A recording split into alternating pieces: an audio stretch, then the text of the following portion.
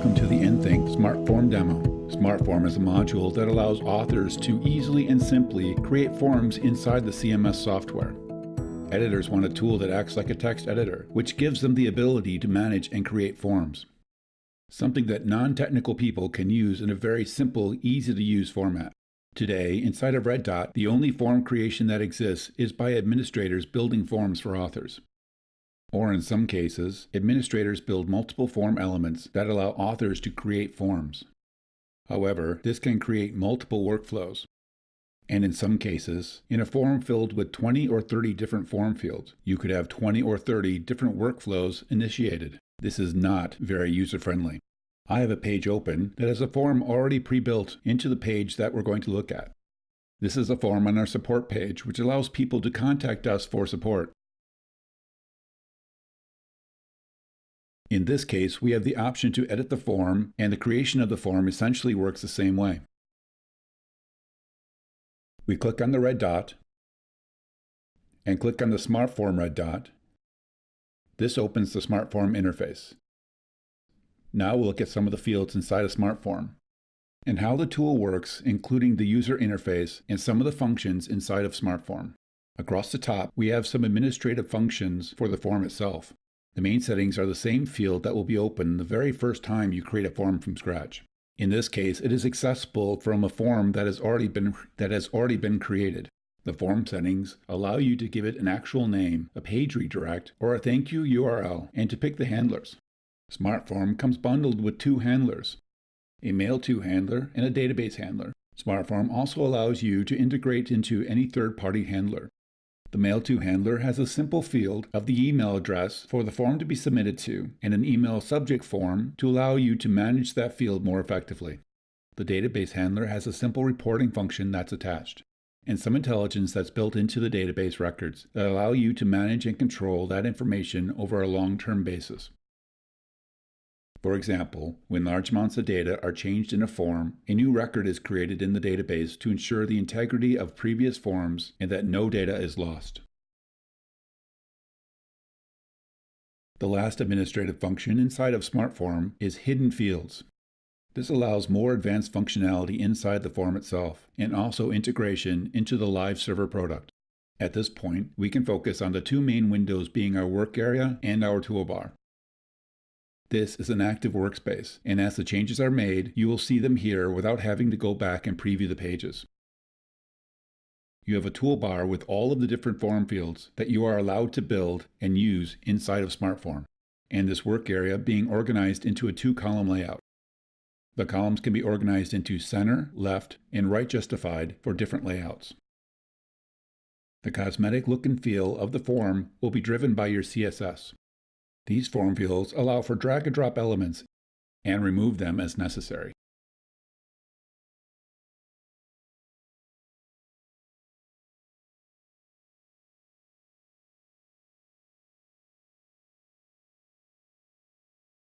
You can simply click on one of the Insert Row buttons, and it allows you to put as many drop areas in as you like, and to be able to drop as many fields there as possible. If you want to remove those individual items, you can do that. Although there's no effect to the design, you can simply clean up those drop areas if you want to see more effectively what the form will look like. And those drop areas will always be loaded at the bottom of the page.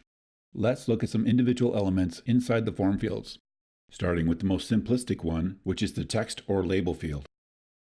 Edit the label field by clicking on the red dot. We open up the editorial interface, which shows us a required field first, such as the label or the name of the field and some optional items. You have the ability to edit a short text field description and the style class for this form. By clicking on the text field red dot, we see several options that are added to this field. We still have a name field, we have a short description field, and a default value field. We also have a checkbox to determine whether the field is required or not by the person filling out the field. And there is validation for any of these fields.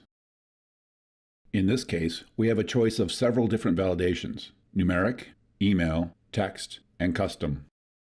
Custom allows you to do more complicated functions, such as encoding regular expressions. If we primarily focus on numeric, that allows an input message to be inside the field. allows for the validation to be any number or specific integer or currency, and a minimum and maximum value. The text field allows for several different choices. In addition to all the characters, we have a choice of alphanumeric, numeric, or both. We also have the choice to allow spaces and a maximum length. The text area has a similar number of functions inside of it. However, it also has a character column, which is required, and character rows. This allows you to set how many maximum rows and columns you would like in that text area.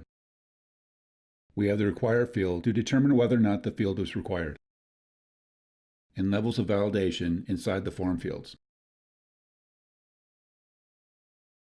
Looking at the drop-down choice, we see that it covers both the text field and text area. Labels are the names that are shown here. We have three other main functions beside the spacer and button function, and that is a drop-down, radio box, and a checkbox. In this case, we have a name of the field itself and a value to that field. We can reorganize those. We can set certain ones as default. We can add or remove any additional rows and choices that we want to add into those areas. If we look at the functions inside the radio button, we have the same fields for required names, short text field, and so on, and the ability to include elements inside the radio button. This enables us to add additional multiple radio buttons, allowing us to enter a value, a name, and delete or reorganize these elements. In this case, you'll see the validation of the required field has popped up because the saved field does not have a name attached to it. We're not going to add to that field, so we will remove it by dragging it into the recycling bin.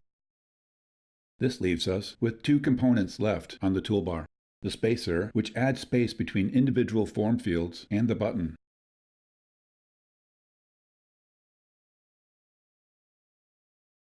Now, if we open up the red dot for the button, we see that there is a label for the text of the button itself, what the form name is, a short text field, and so on, and the different types of buttons, for instance, a reset or a submit button. For example, by editing field text to send, it updates the field in the active workspace. And now we'll save this form. The updated form on this page has changed to reflect the updated text on the button. This concludes our demo. Thank you for watching.